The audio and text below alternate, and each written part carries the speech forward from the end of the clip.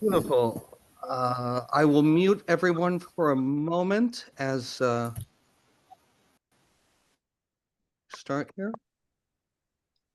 I think I did it. Perfect.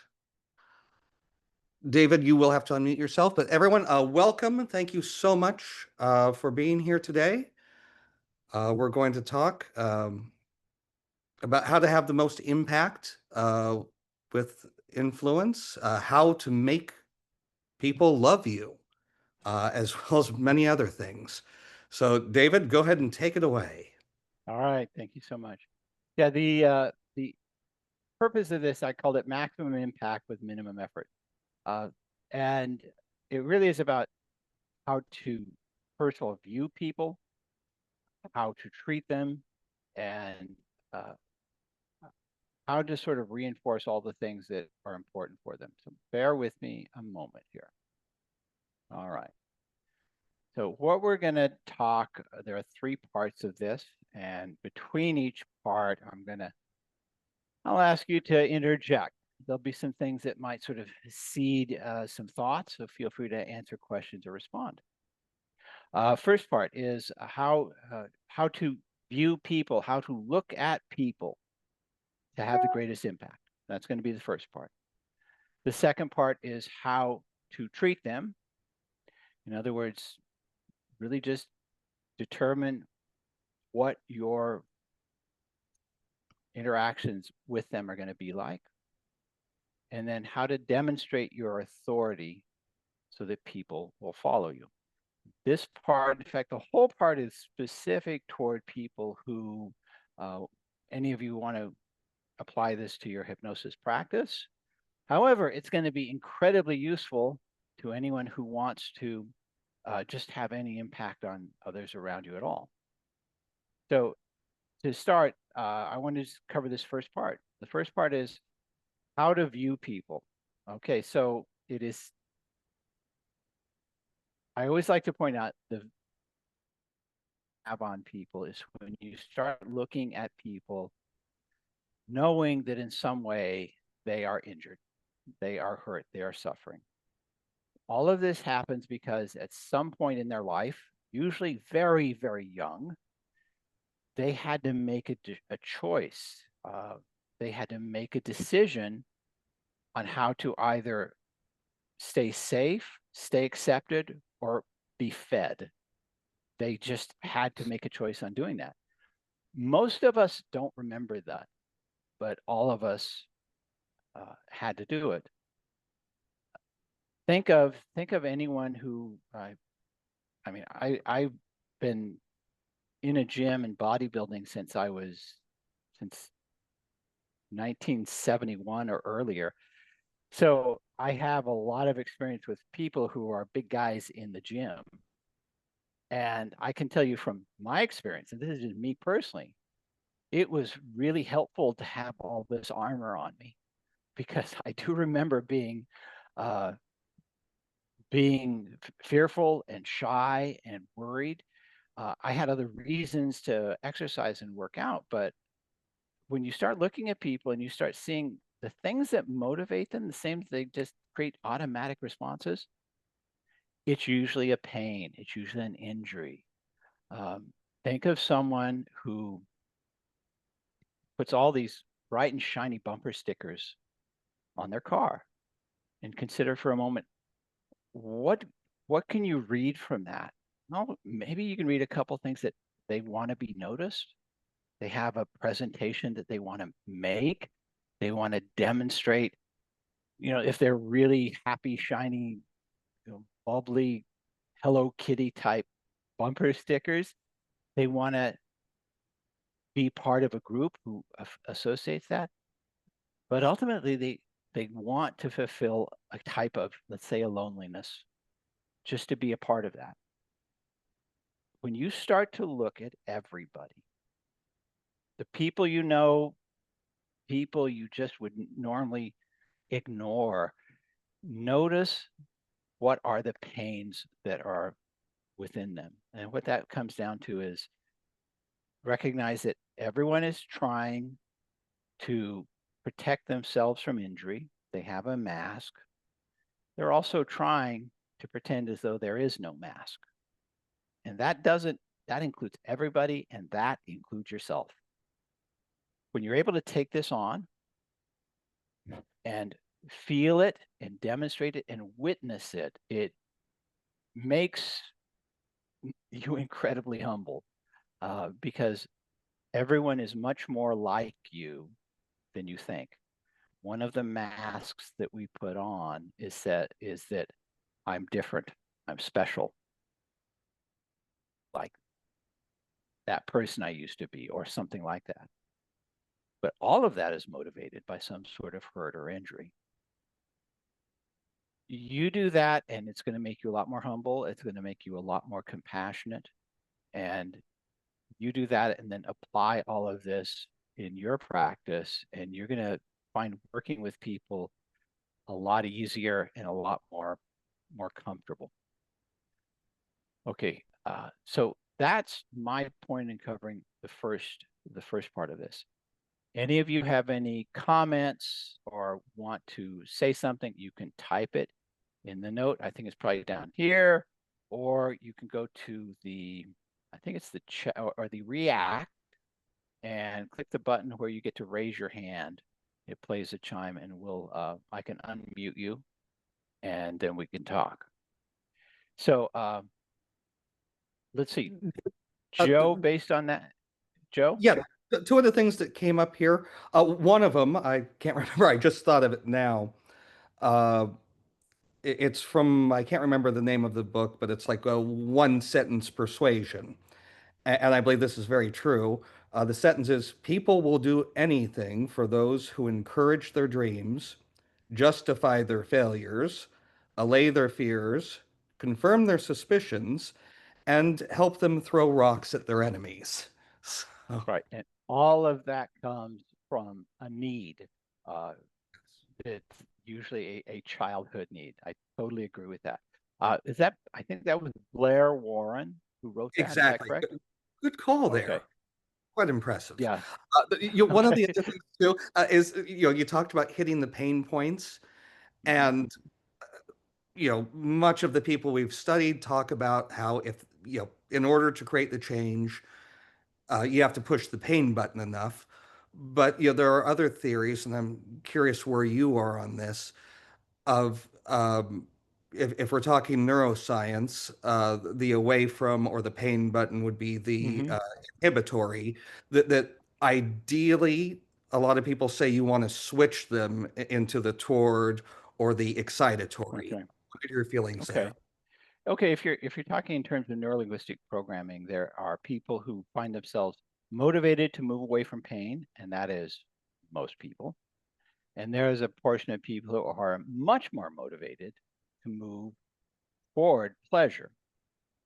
And if you're, it's always good to try and, I think the question that you ask is, um, you ask them what's important in life, and they will give you what's important. And in that answer, usually, maybe you can help me with this, Joe, it will demonstrate whether they're moving towards something or trying to protect themselves from injury Oh, or yeah. danger. Yeah. Uh, then from that point on, you can reinforce that in how you talk to them. There's in other words, if they are moving toward pleasure, you're not going to tell them all the things they're going to lose out on. You're not going to tell them about how uh, you're going to feel like a fool if you don't do it. You can't do that because they'll start to feel manipulated. Instead, you start talking about all the good, cool things that are happening, and what it's going to be like, and how things are going to be much better. Now, if you're dealing with somebody who is motivated away from, and you use the wrong strategy, and you talk and you tell them about all the things that they're going to get, and all the things that are exciting in their future as they do this, and why it's going to be positive for them, they're simply going to feel bland. They're going to feel like, okay, great, it doesn't speak to me. And so that's going to be their response. They're not going to reject it. They're just not going to feel any motivation at all. So it's always important to be aware of that. Okay, so Alex said, I've been reading the operations manual and Chase Hughes 6-minute manual. Chase, in his book, describes the effect of neuropeptides. Oh, yes. Chase's stuff goes down to the neurology of what motivates us. And he is far beyond neurolinguistic programming, because he talks about how people how you're actually trying to persuade an animal or a species or a mammal, sometimes a human brain, but it's always best to talk to the neurology of a person. And let's see, it was something I was going to say, but I just forgot about that. So that was a good point, and I encourage you, if you want to look into Chase Hughes, it will certainly benefit you. So the second part of this is how to treat people so they love you. And I think someone might interpret that as, okay, how can you get women to think be crazy about you? Well, that's not what I meant. Okay. Be aware of that. It's useful, it's applicable, but it's not what I meant. What I meant was there are ways of dealing with people so that every interaction you have with them provides them something that makes them feel much better and much more whole. And so I'm going to go through this, and I want you to think about how you would demonstrate this. There are 7 things that I've come up with. I'm sure there's probably more. Think of how you would provide someone reinsurance. So you want them to feel more secure. You want them to let them know they're on the right track. So you provide reassurance. Second, create anticipation. So if there's something you're trying to present to them, let them know they're going to do great, that it's going to be exciting, that they're going to feel a lot better. The third is strengthen their ego. And that means just make them feel good about themselves. It could mean if they do something, you acknowledge it and you let them know that they have strength to do it and they can do more with this. So make them feel good about themselves. This sort of leads into the next one, which is reaffirm their self-worth, their self-esteem, and a positive image of themselves. The most amazing thing I learned when I started doing hypnosis is how many people haven't even in their life considered that they are worthy human beings. And it's like there's a part in my process where I'm working with somebody, and I put it in every hypnosis session where I have them imagine seeing themselves and seeing someone who is strong and loving and caring and beautiful inside and out. And it still amazes me. I've done this for over 25 years. People start to cry because this may be the very first time they ever considered that as a possibility. And what you're doing in that little exercise is reaffirming their self-worth. So think about how you would do that, the things you would say. The next step is validate their success. There are plenty of people who do something really well, but then they want to minimize it. Don't let them get away with it. Let them know this is great. What you can say is, that was awesome. I'm proud of you. When you say, I'm proud of you, it puts you ever so slightly in the position of a parent figure, because everyone wants to feel pride from their parents. So I always close a successful meeting with telling them, I think you did great. I'm proud of you. You did a great job. So validate their success. And then build optimism. So anything that's coming up in the future, let them know it's exciting. You're gonna look forward to it. A little linguistic pattern I have used is, you will look back on this and know you did something great. And what that does, it creates that sense of anticipation, and optimism. And the last is reframe failures into lessons. So if you're meeting with people, if you're doing coaching, counseling, or hypnosis, you're going to have people who they'll come back after their first session of not smoking and they'll say, I failed. And they'll just bemoan themselves. And I'll say, okay, so what happened? Oh, I had a cigarette Saturday. Okay, it's Thursday. and they think, I said, you had a cigarette Saturday? Huh? So you were smoking a pack a day, and on a Saturday you had a cigarette, and you're calling that a failure? That's not a failure. That's a success. You haven't smoked. You had one cigarette. That is a failure, and you can learn from it. What you learn from this, and I might ask them, what did you learn from this? But I also can also just tell them what they learned. You learned you can do this. You learned that you're stronger. You learned that you might have a little mishap, but it doesn't stop you. You went on. So those are the four things. I want to pause right now and just open it up to anyone who has a question. Go ahead and raise your hand, however you want to do it. If you have a question, or you have an example of how you could do that, or questions for me about how to do it. Anybody? I know this could be a little more on the basic side of a lot of stuff you do, but I just like the term self-compassion, allowing them to do that. That's, you and I have talked about that in our chats from time to time. Yeah, that comes down to the whole self-acceptance and yeah, it's wonderful. Okay. I was gonna Yes, I was just gonna say Jeremy. that the I'm proud of you one's so big. Have you done this before? Oh yeah, it's been done on me too. Oh, So good work. it's that's a good one, and you're so right about the reaffirming self-worth. That's big. Excellent. What was the second one? By the way, that's the only one I missed. Creating anticipation. Create anticipation. Okay. Yeah.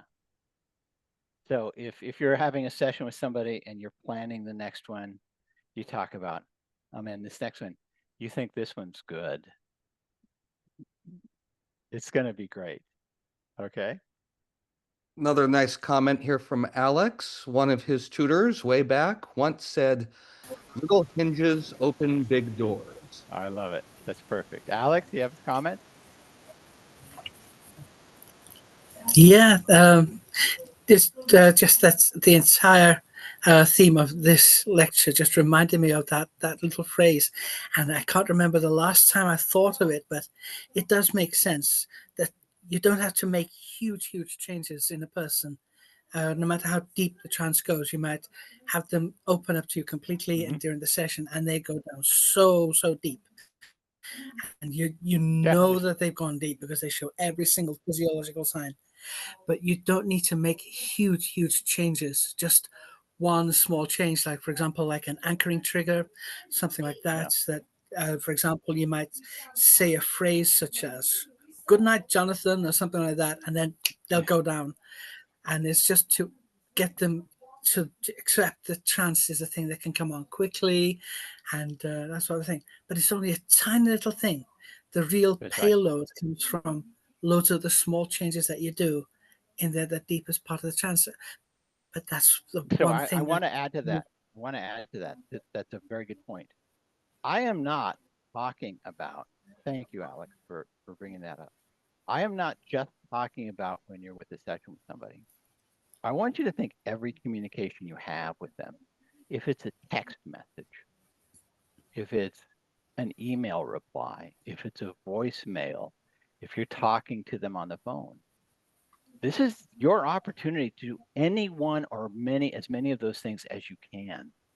And it has a very powerful effect. Like you said, small hinges open big doors. It makes them feel good about the process.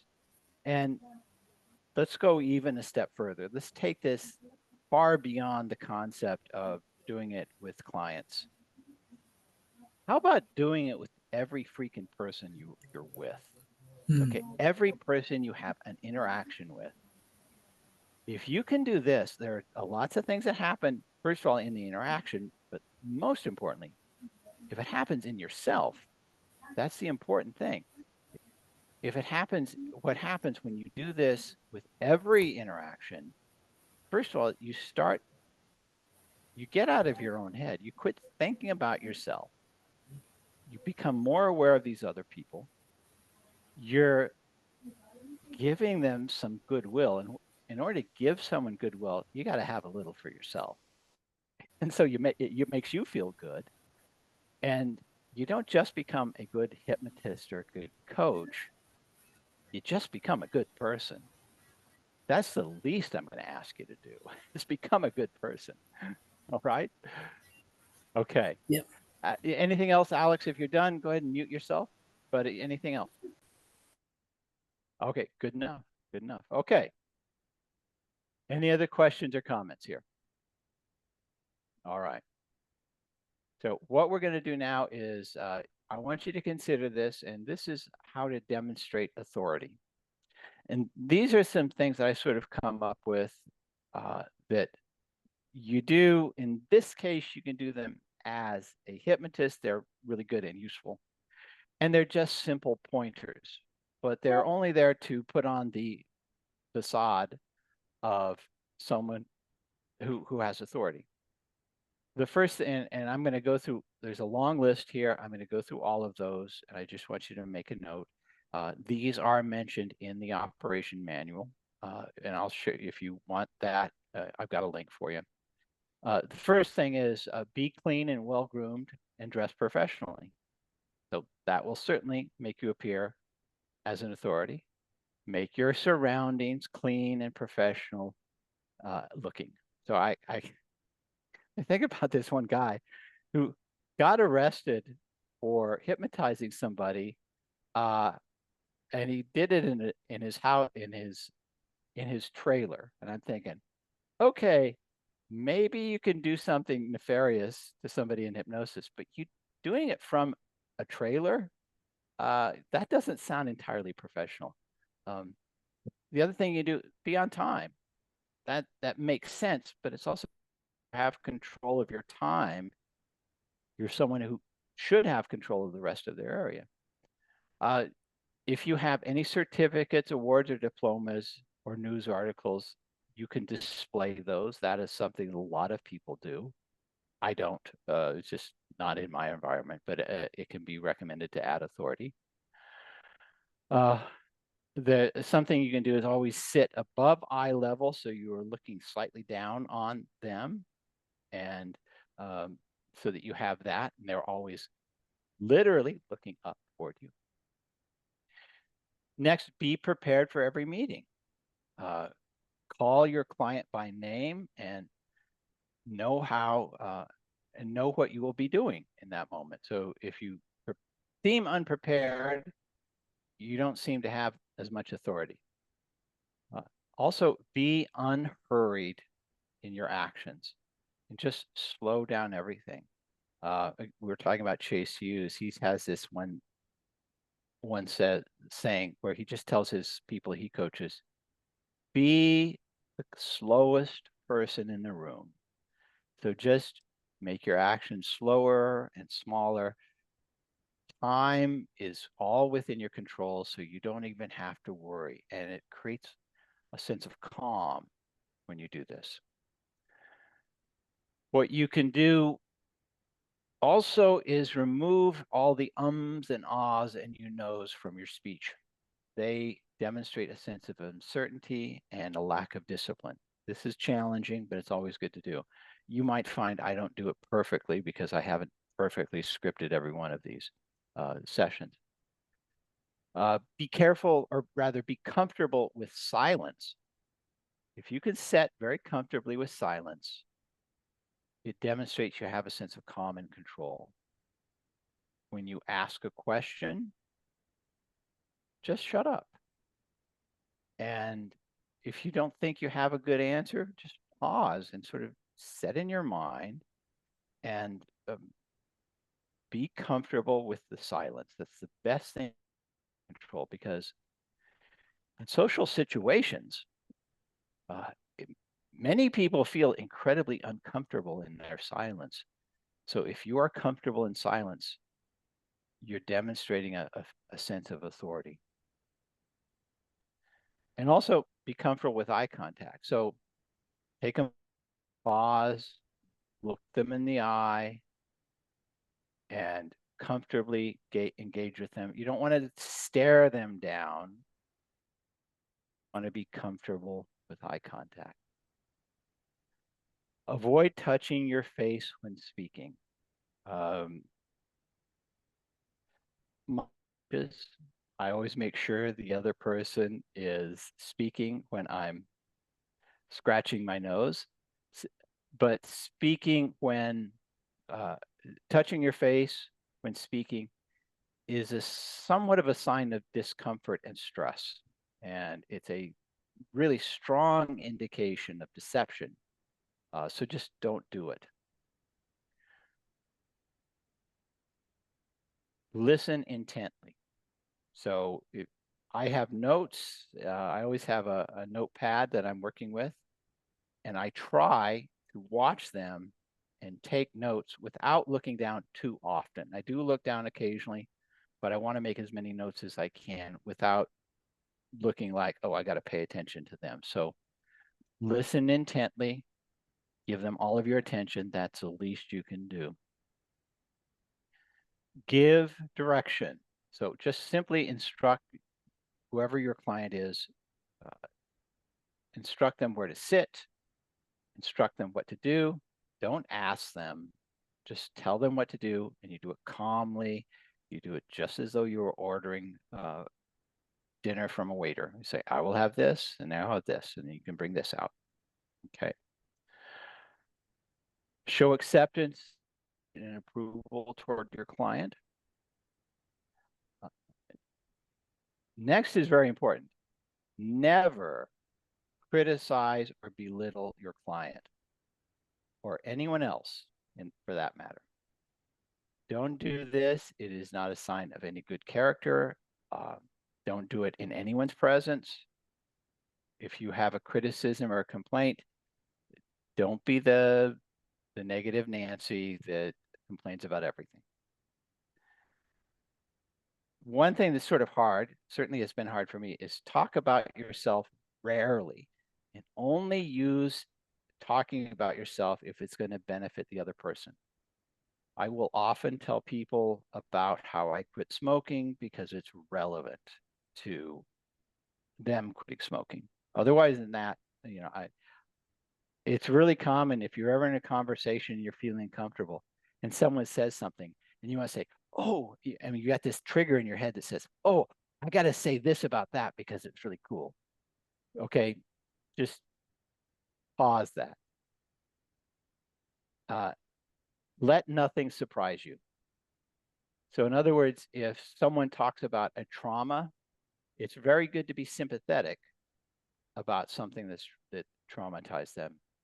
Don't be shocked by it, because you want to just be the person that's there to accept what's happening. And the last one is what I said earlier. Sincerely express how proud you are and the work you did, and say, I am so proud of you. So again, we go back to telling people, you did great work. I'm very proud of you. You're going to do great. So you build that encouragement. Okay, so those are the things that you can do to demonstrate authority. But this is only a facade. What's more important, though, is to actually be an authority. And the best way to do that is get your crap together. In other words, I could tell you, long ago, I was talking about people, and I had this strong interest in picking up women, and that was like my only thing. And someone was trying to tell me, and I didn't listen to them, but they were trying to tell me, well, do you have your bills paid? Is your room clean? No, I just want to pick up women. And I was not a person who had his crap together. And so, while I had this one focus, inside, I was just a mess. So the best way, so ask yourself as you go through this list of things to demonstrate yourself as an authority, ask yourself, what would be the underlying thing that would make all of these happen naturally? You're seeing someone who has their crap together. You see someone who gets their bills paid, keeps their finances in order, who has an outside life that they can enjoy, someone who keeps their word, someone who manages their time, who is kind to other people, someone who puts their health somewhere in the hierarchy of important things to do. And so they may exercise, they have fun. Think of a person that you would admire that has all of their stuff together. And then work at being that person. Once you start doing that, all the things that are just facades, that are just you pretending to be an authority, they become natural, and it's so much easier. It's so much easier to demonstrate this quality of authority. And so that's the most important part of this. Get your stuff together. Work at it. This is an ongoing process. It's not a one-time and go thing. So there we've covered it. We talked about first how to view people, talked about how to treat people so that they have an appreciation and a love for you, and then about how to demonstrate yourself as an authority. Now, all of this in that big sphere, you can apply to yourself if you're a hypnotist or a counselor, you're trying to help people. But all of this is just good advice to live as a human being in general. And so that's what I want to leave you with. Does anyone here have a question, a comment, an observation before we sign off? Yes. Graham. Just We'll have to unmute yourself. No, I was just There you go. taken back to the email you sent out on about Tuesday about the problem of command language that a lot of hypnotists often face. Because quite often they'll say, you know, don't use too commanding language, always try and couch things as suggestions. And one thought that came up to myself was, is there a fine line to walk between being overly commanding or authoritative and being a bit too weak and permissive when you're giving your suggestions? Because the way I always think about it is the suggestions that I'm going to give to you will take root and you will act on them. Mm-hmm. So you're saying, like, you know, I'm going to give you some suggestions that will be observed and followed, you know. Yeah, that works well. That how you frame it is good. You can call them suggestions. What I've decided to do is I'm not going to suggest anybody do anything. I'm just going to tell you what to do. And so, first of all, I create the sense of anticipation, which is, you know, it's going to be very good, and you're going to do very well. And all you have to do is follow instructions. That's it. So it's very simple. And I may qualify it even further. When I say follow instructions, I'm going to ask you to do maybe focus on something, and I may tell you how to focus on it. That's it. That's all I'm going to ask you to do. Your job is to do that. If you want even further clarification, I may ask you to imagine something. Your job is to imagine as though it were absolutely real. So, and then I sometimes get the objection. I don't have a very good imagination. Okay, so here's how I deal with that. I say, okay, you don't have a very good imagination, but let me just imagine, just suppose for a moment, I walk you into a very large room, and I walk you to the far side of the room, and you know where the exit is on this side, and I turn off all the lights, and I tell you, walk to the exit. Well, you can't visualize where the exit is, but you know how to walk to the exit. You can find the exit. That doesn't require a huge amount of imagination. I'm just going to ask you to do that. So that's some of the ways I qualify it. There is a whole sort of balance between being super permissive and Ericksonian and being authoritarian. If you're authoritarian, again, you just frame it as following simple instructions. Again, there's a whole dynamic between these two halves of Ericksonian, permissive, and authoritarian. I've done both, and they can get very good results. I simply favor being much more direct. You don't have to be an asshole to be a direct hypnosis. You just have to tell people, I tell people, if you're under my influence, you're under my protection. Imagine a shepherd. I'm just going to tell you where to go. Your job is just follow me. That will usually resolve it. But if you like doing more permissive suggestions, they work just as well. Okay. All right. Yep. Anyone else? Okay. David, you talk about the authoritarian, and I'm reminded Golf Pro, who I respect very much and worked with him as a kid. He was so confident in himself, and he just said, look, you're here. I will teach you what I think the best information is. And if you think you can get the information better somewhere else, I advise you to go there. And that really, he was very polite about it, but it made it very clear that he was in control. Yeah. But it's the ability to comfortably say, if you don't think I'm the right fit, I completely respect that. And I want you to get the results in the best way you can. But, and so you're willing, you're not having to argue or not have to argue or convince them to work with you. That is a really strong sense of authority. Okay. Mm-hmm. All right. One Yes, thing before we Alex. go. Yes, Alex. Yes, I've just been digging up a book, Mind Control Language Patterns, one of yours, and page 4 it got this set of instructions which really cement a person as an authority if they can bring the instructions into them and then recite them and let them echo in your own mind, become your own beliefs. And this starts with, you will create for anyone the best, most profound and real experience they will have in their life. No other person can give the kind of experience you can. You can do this. You know it works beyond any doubt, question, or hesitation. Others will believe that you and your abilities are amazing. It is normal for you to give anyone exactly the type of experience you want them to have.